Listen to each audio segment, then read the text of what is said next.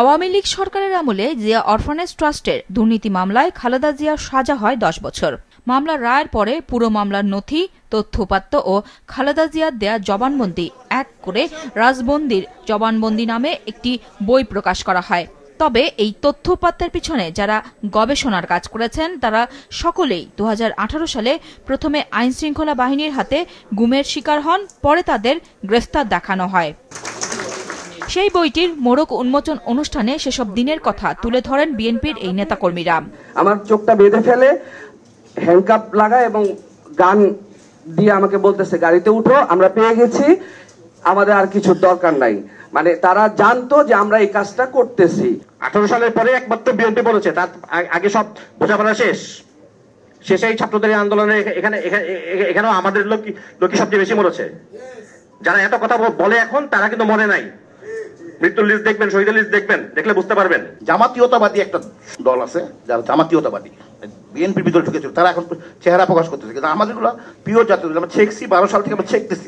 এই যে আজকে বই প্রকাশনী, এই বই প্রকাশনীর সাথে আমি মূলত জড়িত ছিলাম না, কিন্তু এই ফান্ডিং কোথায় হয়েছে সেটার জন্য আমাকে অত্যাচার করা হয়েছে।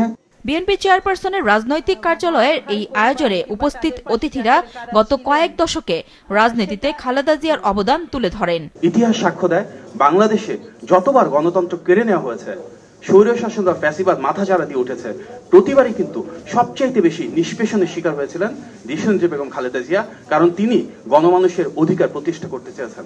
ষড়যন্ত্র শেষ হয়নি, এখনো ষড়যন্ত্র চলছে। আমাদের প্রত্যেককে সজাগ থাকতে হবে।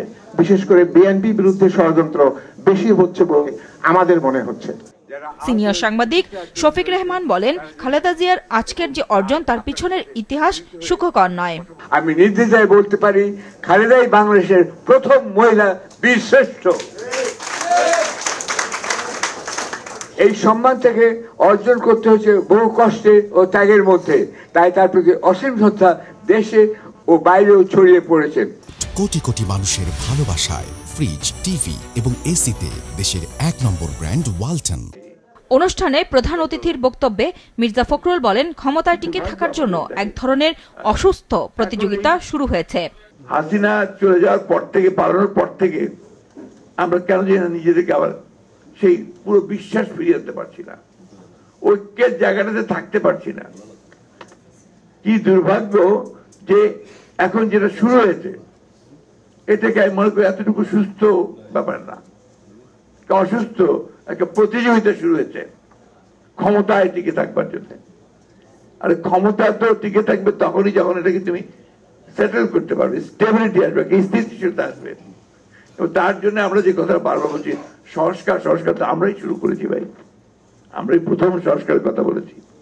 গণ অভ্যুত্থানে এত ত্যাগের পরেও বিভক্তির রাজনীতি না করার আহ্বান জানিয়ে মির্জা ফখরুল বলেন, কিছু মানুষ কেন যেন দেশ ও দেশের মানুষকে বিভক্ত করতে তৎপর।